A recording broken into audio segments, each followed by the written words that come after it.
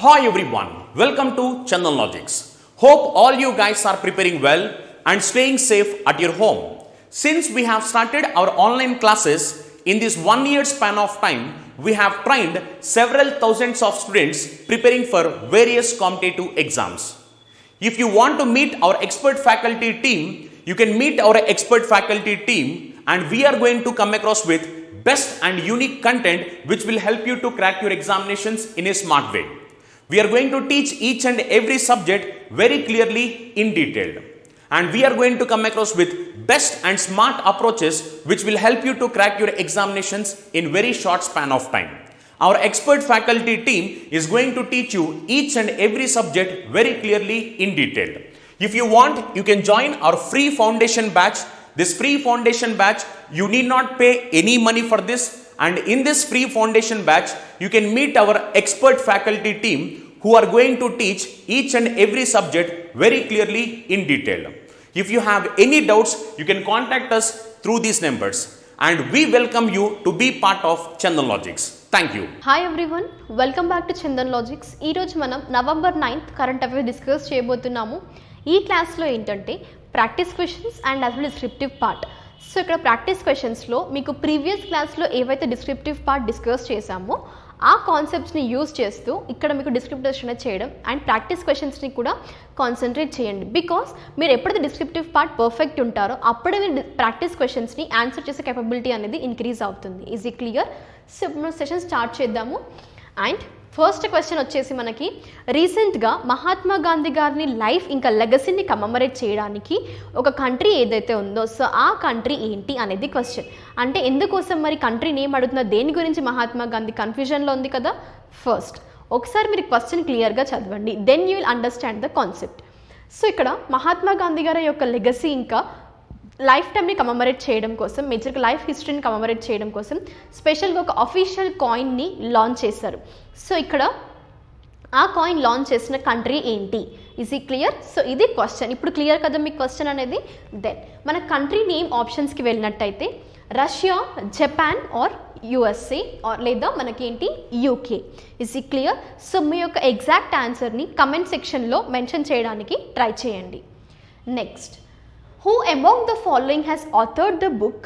Title ఏంటి? Book యొక్క title వచ్చేసి not just cricket a reporter's journey.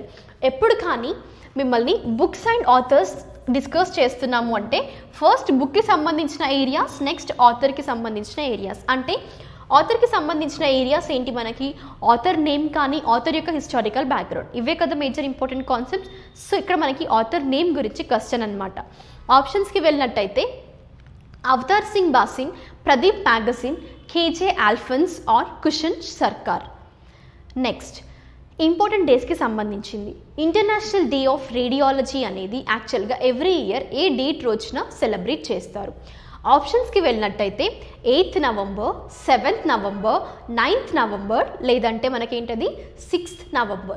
So already మనం ఈ కాన్సెప్ట్ డిస్కస్ చేసాం. ఈవెన్ మీరు టర్మినాలజీ కూడా కాన్సన్ట్రేట్ చేయండి. అంటే ఇప్పుడు ఇక్కడ టర్మినాలజీ ఏంటి? మీరు మేజర్ టర్మినాలజీ రేడియాలజీ అనే టర్మ్, రైట్? ఆ టర్మ్ యొక్క మీనింగ్ మీకు ఎగ్జాక్ట్గా తెలిసినట్టయితే ఆ డే ఎందుకు సెలబ్రేట్ చేస్తున్నారో కూడా ఒక ఆబ్జెక్టివ్ అనేది ఐడియా ఉండే ఛాన్సెస్ ఉన్నాయి. అండ్ యాజ్ వెల్ as థీమ్స్ని కూడా కన్సిడర్ చేస్తున్నారు అంటే మీకు ఇలాంటి జస్ట్ జనరల్ టర్మ్స్ అనేవి ఐడియా ఉంటే వాటిపైన ఏ విధంగా క్వశ్చన్ అడిగినా కూడా మేబీ జనరల్ సైన్స్లో కానీ ఈ విధంగా కూడా అడిగే ఛాన్సెస్ ఉంటాయి. సో అందుకోసమే టర్మినాలజీ కాన్సన్ట్రేట్ చేయమంటున్నాను. జనరల్ సైన్స్లో యూజ్ అవుతుంది and as well as you can concentrate English vocabulary. So ఇలా కరెంట్ అఫైర్స్ని మీరు డిఫరెంట్ సబ్జెక్ట్స్కి రిలేట్ చేస్తూ చదవండి. మీకేంటంటే అదర్ పార్ట్స్ నుండి క్వశ్చన్స్ వచ్చినప్పుడు కూడా కరెంట్ అఫైర్స్ రిలేట్ చేసి చదవడం ద్వారా ఈజీ అవుతుంది. అంటే మీరు ఆన్సర్ చేసే కేపబిలిటీ అనేది ఇంక్రీజ్ అవుతుంది, రైట్? సో ఇప్పుడు ఆప్షన్స్కి వెళ్ళాం కదా, just now we have discussed. ఒకసారి కరెక్ట్ ఆన్సర్ని మెన్షన్ చేయండి. నెక్స్ట్ ఏంటంటే ప్రాజెక్ట్.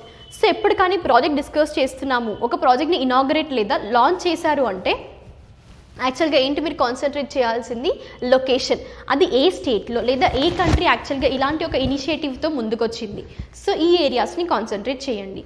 ఇప్పుడు ఏంటంటే మనకి ఇక్కడ ఉన్నది పవర్ మినిస్టర్ ఆర్కే సింగ్ గారు రీసెంట్గా ఇనాగరేట్ చేశారు. ఏంటది? మరుసుద్దర్ రివర్ దగ్గర ఒక డిస్ట్రాక్షన్ని. అదే మనకి పకల్డుల్ హైడ్రో ఎలక్ట్రిక్ ప్రాజెక్ట్కి. అండ్ ఈ ప్రాజెక్ట్కి సంబంధించిన మనం ఏంటి ఈవెన్ లైక్ ఎంత అమౌంట్ అలొకేట్ చేశారు ఆ ప్రాజెక్ట్ కన్స్ట్రక్ట్ చేయడానికి, ఏ టార్గెట్స్ని అచీవ్ చేయడం, అంటే ఏ టార్గెట్ అది రెన్యూవబుల్ ఎనర్జీ బై 2030ని అది ఆ టార్గెట్ని కూడా అచీవ్ చేయడం కోసమే ఈ ప్రాజెక్ట్ ద్వారా ఒక ఇనిషియేటివ్ ద్వారా ముందుకొచ్చారు. అండ్ ఏంటి మనకి మేజర్గా ఆబ్జెక్టివ్స్ కానీ లైక్ అమౌంట్ అలొకేట్ ఎంత చేశారు అనేది అండ్ ఎవరైనా టార్గెట్స్ని పెట్టుకుందా ఈ ప్రాజెక్ట్. సో ఇలాంటి కొన్ని ఫీచర్స్ని కూడా మీరు ప్యారలల్గా అంటే ఆ కాన్సెప్ట్ గురించి కవర్ చేసినప్పుడు కొంచెం ఇంపార్టెంట్ ఏరియాస్ అంటే ఈ లొకేషన్ కాకుండా అదర్ ఏరియాస్ చెప్తున్నాను, రైట్. నెక్స్ట్ ఇప్పుడు మనకి స్టేట్కి వెళ్ళినట్టయితే అంటే ఇది రీసెంట్గా ఏ స్టేట్లో లాంచ్ చేశారు అనేది క్వశ్చన్. తెలంగాణ, ఛత్తీస్గఢ్, జమ్మూ అండ్ కాశ్మీర్ లేదా హిమాచల్ ప్రదేశ్. సో దీంతో మన ప్రాక్టీస్ సెషన్ ఇది ఫినిష్ అయింది. ఇప్పుడు మనం ఎంటర్ అవ్వబోయేది డిస్క్రిప్టివ్ పార్ట్. సో ఇందులో ఫస్ట్ కాన్సెప్ట్ వచ్చేసి మనకి national current affairs. Then prime minister Modi గారు డెడికేషన్ చేశారు. ఏంటి డెడికేషన్, దేని గురించి అంటే టు నేషన్, దేనికి సంబంధించింది మరి నేషన్కి డెడికేషన్ చేశారు. కానీ మల్టిపుల్ నేషనల్ హైవేస్ ఇంకా రోడ్ ప్రాజెక్ట్స్ని డెడికేషన్ అనేది జరిగిందనమాట. అండ్ ఇప్పుడు డెడికేషన్ యొక్క ఆబ్జెక్టివ్ కూడా కన్సిడర్ చేద్దాము. అండ్ ఫస్ట్ ఆబ్జెక్టివ్ వచ్చేసి ఏంటి, ఆబ్జెక్టివ్ కన్నా ముందు మీకు యాక్చువల్గా తెలియాల్సింది ఏంటి, ఈ నేషనల్ హైవేస్ ఇంకా రోడ్ ప్రాజెక్ట్స్ని ఎక్కడ డెడికేషన్ జరుగుతుంది అంటే టెంపుల్ టౌన్ ఏదైతే ఉందో Pandharpur, that is in Maharashtra అనమాట.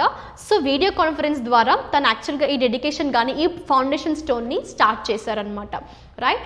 దేనికి సంబంధించింది అది మనకి నేషనల్ హైవే ఇంకా రోడ్ ప్రాజెక్ట్స్ని నేషన్కి డెడికేట్ చేస్తూ. అండ్ అది కూడా ఇక్కడ టెంపుల్ టౌన్ అన్నారు, గుర్తుపెట్టుకోండి. ఎందుకోసం గుర్తుపెట్టుకుంటున్నారంటే సెకండ్ ఇప్పుడు టర్మినాలజీ చూద్దాం మనం. సెకండ్ సెంటెన్స్లో మీకు కనెక్ట్ అవుతుంది ఆ టర్మ్ యాక్చువల్గా అంటే ఆబ్జెక్టివ్కి వెళ్ళినప్పుడు.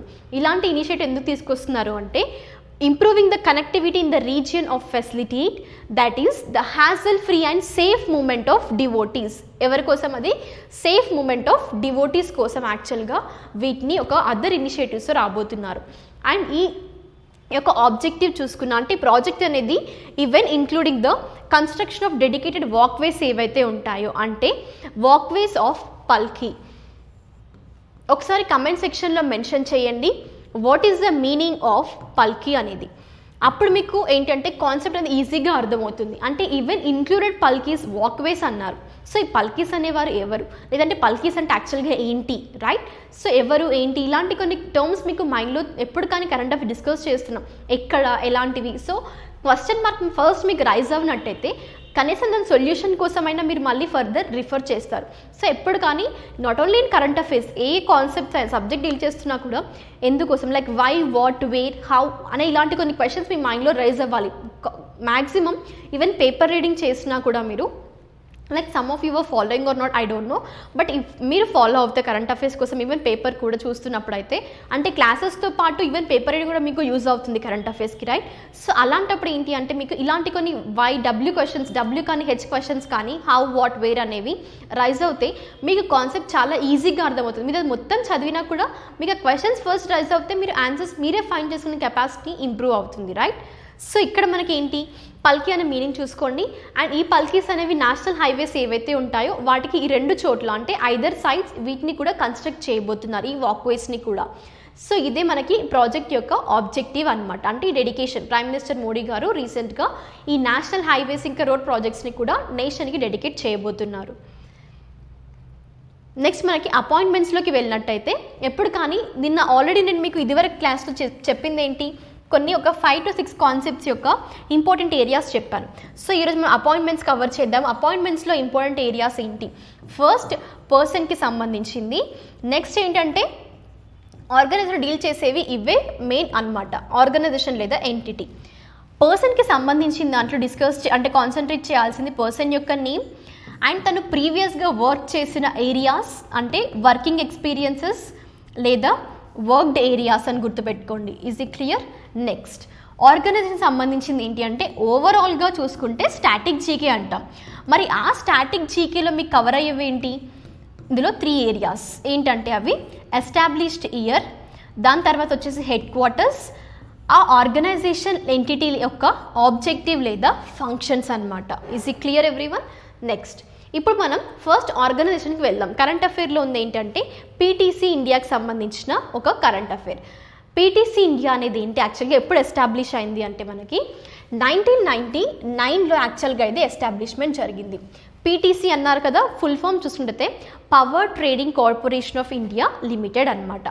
దెన్ దీన్ని ఎందుకోసం సెటప్ చేశారు అంటే undertake to the trade of power to achieve the economic efficiency and as well as security of power supply and to make the country as a power market. So power market కూడా ఇంకా ఎక్కువగా improve అవ్వాలి, develop అవ్వడం కోసమే ఇక్కడ power trade corporation of India అని కూడా launch చేశారు, అంటే ఎస్టాబ్లిష్ చేశారు. అర్థమైంది కదా. ఇప్పుడు స్ట్రాటజికల్ ఏం కవర్ అయింది మనకి, ఎస్టాబ్లిష్డ్, ఇంకా you can see here organization like objectives లేదా ఒక యూ కెన్ సీ ఫంక్షన్స్ అనమాట. మెయిన్గా మీరు టైటిల్ చూసినట్టయితే పీటీసీ అన్నారు, పవర్ ట్రేడింగ్ కార్పొరేషన్ అన్నారు. అంటే ఇక్కడ trade of power making achievements గురించి సంబంధించిన మెయిన్ ఆబ్జెక్టివ్ని ఫోకస్ చేస్తూ వీళ్ళు ఈ యొక్క పర్టిక్యులర్ ఆర్గనైజేషన్ని ఫామ్ చేశారు, రైట్. ఇప్పుడు కరెంట్ అఫైర్లో ఉంది ఏంటి ఈ ఆర్గనైజేషన్ సంబంధించింది అంటే అపాయింట్మెంట్స్ అంటే ఏంటి, ఒక పర్సన్ అపాయింట్ అయ్యారు అని కదా. సో ఇప్పుడు పీటీసీకి రీసెంట్గా రజీవ్ కుమార్ మిశ్రా గారు చైర్మన్ అండ్ మేనేజింగ్ డైరెక్టర్గా అపాయింట్ అయ్యారనమాట. దెన్ మనం పర్సన్ యొక్క హిస్టరిక్ బ్యాక్గ్రౌండ్ వెళ్ళినట్టయితే పర్సన్ నేమ్ ఏంటి మనకి, రజీవ్ కుమార్ మిశ్రా గారు, రైట్. దెన్ యాక్చువల్గా అపాయింట్మెంట్స్లో ఇంకొక మేజర్ కాన్సెప్ట్ ఏంటి, ఇవి టూ కాకుండా అంటే ప్రీవియస్ పర్సన్ ఎవరు ఆ రోల్ ప్లే చేశారు. యాక్చువల్ ఇక్కడ దీపక్ అమితాబ్ గారు సిఎండి అంటే చైర్మన్ అండ్ మేనేజింగ్ డైరెక్టర్గా వర్క్ చేశారు పీటీసీకి. ఇప్పుడు దాన్ని రీప్లేస్ చేయబోయేది మిశ్రా గారు. దెన్ మిశ్రా గారు పీటీసీలో ఇప్పుడే జాయిన్ అయ్యి సిఎండి అయ్యారా లేదా ప్రీవియస్ ఏవైనా ఉన్నాయా వర్కింగ్ ఏరియాస్ అనేవి చూద్దాం.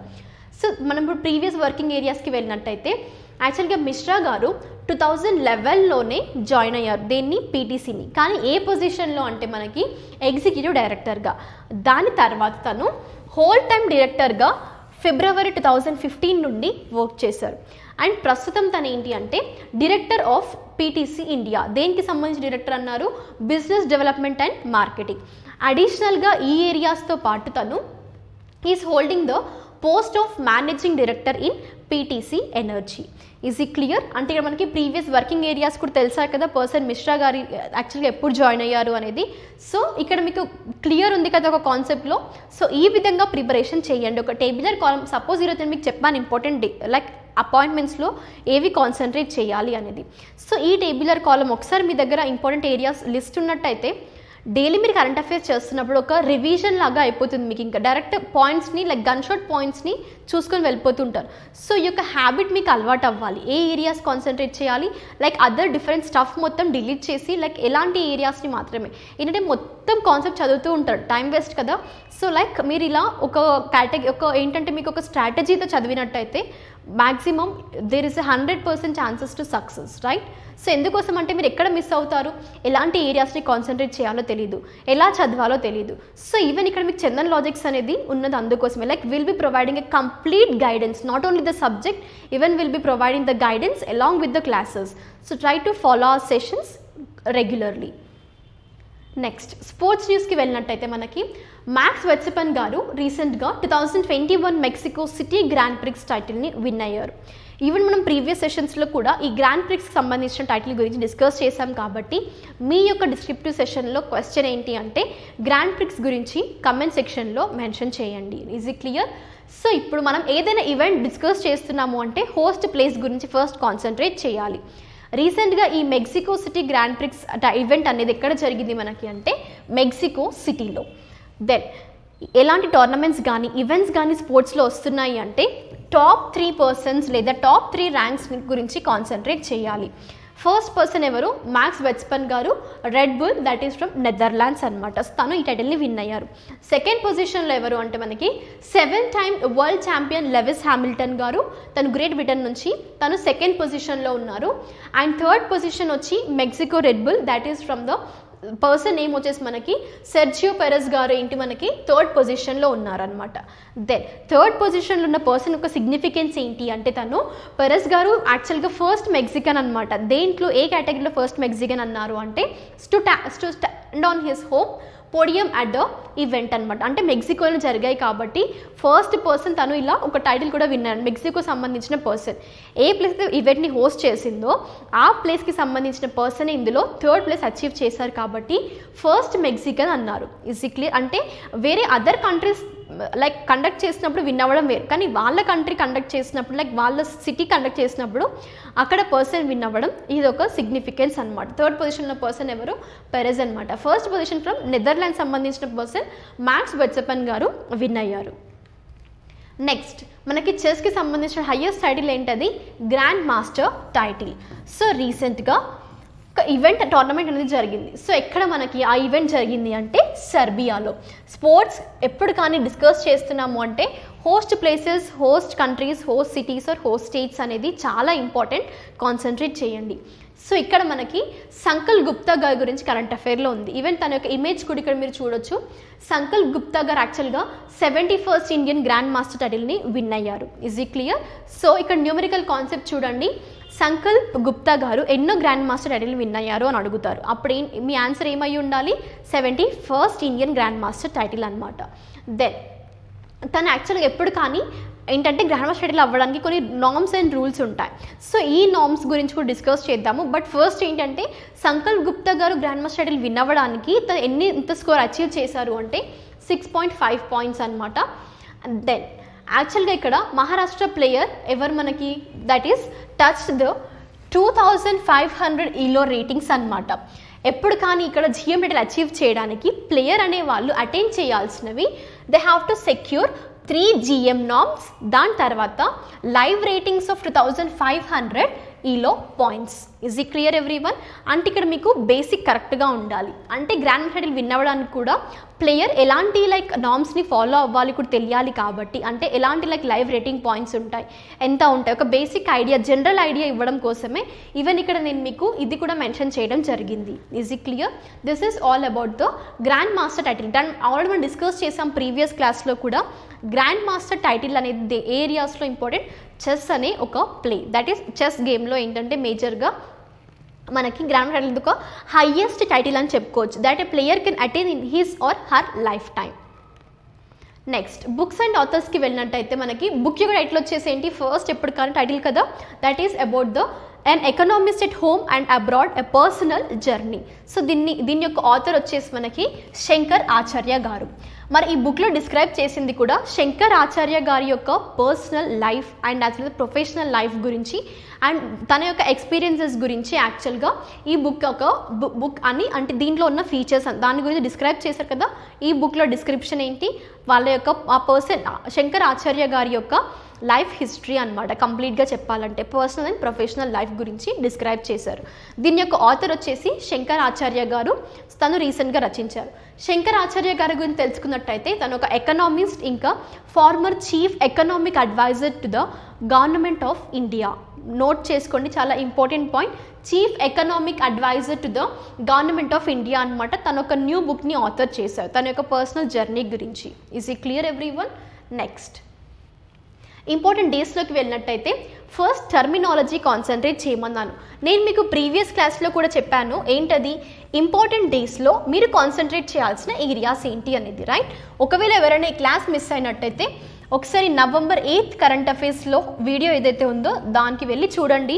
ఆ వీడియోలో ఏంటంటే కంప్లీట్గా ఈచ్ అండ్ ఎవ్రీ కాన్సెప్ట్ నుండి ఏ ఏరియాస్ మీరు కాన్సన్ట్రేట్ చేయాలి, గన్ షాట్ ఏరియాస్ ఏవి అనేది డిస్కస్ చేశాము. Once you go through the previous class video. Is ఈ క్లియర్ ఎవ్రీవన్? సో ఇక్కడ మనకి ఏంటి అంటే యాక్చువల్గా నేషనల్ లీగల్ సర్వీసెస్ డే అనేది 9th November సెలబ్రేట్ చేస్తారు. అంటే టర్మినాలజీ కాన్సన్ట్రేట్ చేయండి. నేషనల్ లీగల్ సర్వీసెస్ అన్నాం కాబట్టి ఇప్పుడు ఒకటి కాన్సన్ట్రేట్ చేయాలి. ఇక్కడ డిస్కస్ చేయాల్సిన ఇంపార్టెంట్ ఏరియా ఉంది. ఏంటంటే అది నేషనల్ లీగల్ సర్వీస్ అథారిటీ అనేది నల్సా అనమాట. సో ఫస్ట్ నల్సా అనేది క్రియేట్ అయింది, ఫామ్ అయింది. ఎప్పుడు ఎఫెక్ట్లోకి వచ్చింది అంటే 1995 అనమాట. కానీ ఒక యాక్ట్ ఇందులో ఇంపార్టెంట్ రోల్ ప్లే చేసింది. యాక్ట్ ఏంటంటే legal services authority act of 1987 first enact చేశారు ఈ లాని. కానీ ఎఫెక్ట్లోకి వచ్చింది 1995 నుండి. Is clear? ఈ 2 years మధ్యలో క్లియర్ చేసుకోండి. నెక్స్ట్ ఆబ్జెక్టివ్ ఏంటి? నల్సా ఎందుకు క్రియేట్ చేశారు, ఎస్టాబ్లిష్ చేశారు అంటే ఫ్రీ లీగల్ సర్వీసెస్ని వీకర్ సెక్షన్స్ ఆఫ్ ద సొసైటీకి ప్రొవైడ్ చేయడం కోసమే ఈ నల్సాని ఎస్టాబ్లిష్ చేశారు. ఈజ్ ఈ clear? And also to organise the Lok Adalats from amicable settlement of disputes. ఇది ఆబ్జెక్టివ్ అనమాట. ఏంటి మళ్ళీ ఇంపార్టెంట్ డేకి సంబంధించిన ఆబ్జెక్టివ్ కాదు ఇది, అంటే ఇంపార్టెంట్ డేస్ ఒక పర్టికులర్ కాన్సెప్ట్ అనమాట. ఇక్కడ మనకి తెలుసుకోవాలి కాబట్టి నేషనల్ లీగల్ సర్వీస్ సంబంధించిన అథారిటీ ఏదైనా ఉందా అనేది. సో ఇందులో ఒక అథారిటీ ఉంది, ఆ అథారిటీకి సంబంధించిన ఒక ఆబ్జెక్టివ్. కానీ ఈ ఇంపార్టెంట్ డే ఏంటి, మనకి నేషనల్ లీగల్ సర్వీసెస్ డే అనేది ఎందుకు సెలబ్రేట్ చేస్తారు, దాని యొక్క ఆబ్జెక్టివ్ కూడా తెలియాలి కదా. ఎందుకోసం అంటే to commemorate the enactment of legal service authority act of 1987. Is it clear? ఈ యాక్ట్ని ఎనాక్ట్మెంట్ చేశారు కాబట్టి సో దాన్ని కమమరేట్ చేయడం కోసమే యాక్చువల్గా ఇక్కడ నేషనల్ లీగల్ సర్వీసెస్ డేని సెలబ్రేట్ చేస్తారు. అండ్ అదర్ ఆబ్జెక్టివ్ ఏంటంటే to make the people aware of various provisions అనమాట. దేని భాగంగా ఈ యాక్ట్ ఏదైతే ఉందో మనకి యాక్ట్ ఆఫ్ 1987, ఆ యాక్ట్ గురించి తెలుసుకోవడానికి కోసం and as well as the right of the litigants. Next మనకి ఇది ఇంపార్టెంట్ డే అని చెప్పుకోవచ్చు, లేదా స్టేట్ న్యూస్లో కూడా కవర్ అవుతుంది, రైట్. అదేంటంటే ఉత్తరాఖండ్ అనేది స్టేట్హుడ్ డేని సెలబ్రేట్ చేసుకుంటుంది. ఎప్పుడు అది మనకి ఎవ్రీ ఇయర్ సెలబ్రేట్ చేస్తారు అంటే నవంబర్ 9న ఉత్తరాఖండ్ స్టేట్హుడ్ డే అనేది సెలబ్రేట్ చేస్తారు. ఫస్ట్ ఇక్కడ మనకి ఉత్తరాఖండ్ స్టేట్హుడ్ డే అంటే అది ఎప్పుడైతే ఫామ్ అయిందో ఆ రోజుని కన్సిడర్ చేస్తారు. సో నవంబర్ 9th రోజున ఈ ఫార్మేషన్ అనేది జరిగింది, ఉత్తరాఖండ్ ఫార్మేషన్. కానీ ఏ ఇయర్లో క్రియేట్ చేశారు అంటే ఉత్తరాఖండ్ని 2000లో. ఎప్పుడది 2000లో. అండ్ ఉత్తరాఖండ్ గురించి సిగ్నిఫికెన్స్ చూసుకుంటే ఉత్తరాఖండ్ అనేది 27th స్టేట్ ఆఫ్ ఇండియా అనమాట. Is it clear? అండ్ ఇది కూడా ఎలా ఫామ్ చేశారు అంటే కొన్ని డిస్ట్రిక్ట్స్ని కన్సిడర్ చేస్తూ, ఆ డిస్ట్రిక్ట్స్ని ఎలాంటి ఏరియాస్ నుండి కన్సిడర్ చేశారు అంటే north western part of Uttar Pradesh నుండి and other some part of from the Himalayan mountain ranges అనమాట. దెన్ యాక్చువల్గా 2000లో క్రియేట్ చేశారు అన్నాం కదా. 2000లో క్రియేట్ చేసినప్పుడు ఉత్తరాఖండ్ నేమ్ వచ్చేసి ఏంటి అంటే మనకి ఉత్తరాంచల్ అనమాట. మరి ఉత్తరాంచల్ని ఎప్పుడు రీనేమ్ చేశారు, ఉత్తరాఖండ్గా ఎప్పుడు మార్చారు అంటే 2007లో. ఎప్పుడు అది మనకి 2007లో. మళ్ళీ కన్ఫ్యూజ్ అవ్వకండి, 2000 అనేది ఏంటి అంటే ఫస్ట్ క్రియేట్ చేశారు. క్రియేట్ చేసినప్పుడు దాని యొక్క నేమ్ ఉత్తరాంచల్ అనే ఉంది, కానీ రీనేమ్ చేసిన 2007లో. రీనేమ్కి ఇంకా ఫార్మేషన్కి డిఫరెన్స్ చూసుకోండి. ఎందుకు చెప్తున్నాను అంటే 2021 అనేది ఏ యానివర్సరీని మార్క్ చేస్తుంది అన్నప్పుడు మళ్ళీ క్వశ్చన్ మార్క్ ఉండకూడదు, కన్ఫ్యూజన్ స్టేట్ ఉండకూడదు. 2007లో ఫామ్ అయిన 2000లోనా అనేది, రైట్. సో ఇక్కడ ఎప్పుడు క్రియేట్ అయింది యాక్చువల్గా 2000లో. Is it clear? సో 2000 అనేది కాన్సన్ట్రేట్ చేయండి. రీనేమ్ అనేది చాలా తక్కువ సార్లు అడుగుతారు. అంటే రీనేమ్ ఇయర్ అడగకుండా ఎలా అడుగుతారు అంటే ఉత్తరాఖండ్ యొక్క ప్రీవియస్ నేమ్ ఏంటి, యాక్చువల్గా ఓల్డ్ నేమ్ అంటే ఉత్తరాంచల్ అని గుర్తుపెట్టుకోండి. Is it clear? నెక్స్ట్ 2021 అనేది మార్క్ చేసేది 21st Uttarakhand foundation day, right. So anniversary concentrate చేయండి ఏంటిది 21st. సో ఇది మనకి కరెంట్ అఫేర్ స్టేట్ న్యూస్లో కవర్ చేసుకునే ఛాన్సెస్ ఉన్నాయి, యాజ్ వెల్ as ఇంపార్టెంట్ డేస్లో కూడా. సో మీకు ఎలా అయితే ఏంటి, బట్ కాన్సెప్ట్ అనేది కవర్ అవ్వాలి కాబట్టి. ఎందుకోసం అంటే ఇలాంటి కాన్సెప్ట్ మిస్ అవ్వడం ద్వారా కొన్నిసార్లు క్వశ్చన్స్ అడుగుతారు, ఏంటి స్టాటిక్ జీకే. ఏ స్టాటిక్ జీకే సంబంధించింది అది, ఉత్తరాఖండ్ ఎన్నో స్టేట్ ఇండియాలో అంటారు, that is 27th state, that is regarding the formation అనమాట. దెన్ మనకి ఏంటి ఉత్తరాఖండ్ యొక్క లైక్ అదర్ నేమ్ ఏంటి, ఓల్డ్ నేమ్ అంటే ఉత్తరాంచల్. ఉత్తరాఖండ్ ఎప్పుడు క్రియేట్ అయింది 2000లో. సో ఇలా స్టాటిక్ జీకే అడిగే ఛాన్సెస్ ఉంటాయి కదా, అందుకోసమే ఇక్కడ డైనమిక్ పార్ట్తో పాటు మీకు స్టాటిక్ జీకేని కూడా కవర్ చేయడం జరిగింది. Is it clear? సో మనం దీంతో సెషన్ ఎండింగ్కి వచ్చాము. ప్రాక్టీస్ క్వశ్చన్స్తో పాటు డిస్క్రిప్టివ్ సెషన్లో కూడా మీకు కొన్ని క్వశ్చన్స్ ఇచ్చాను, వాటి యొక్క ఆన్సర్స్ని కమెంట్ సెక్షన్లో మెన్షన్ చేయండి. But receiving less comments and answers from Telugu channel. So what's your problem అనేది కూడా లైక్ వివర్ అన్నోయింగ్ అనమాట. సో మీ యొక్క డౌట్స్ కానీ like what ever the ideas you have, feel free to mention in comment section. We were always accepting your suggestions and ideas. Thank you everyone. We'll be meeting in our next session with some other exciting topics. Until that, stay tuned, stay safe and stay home.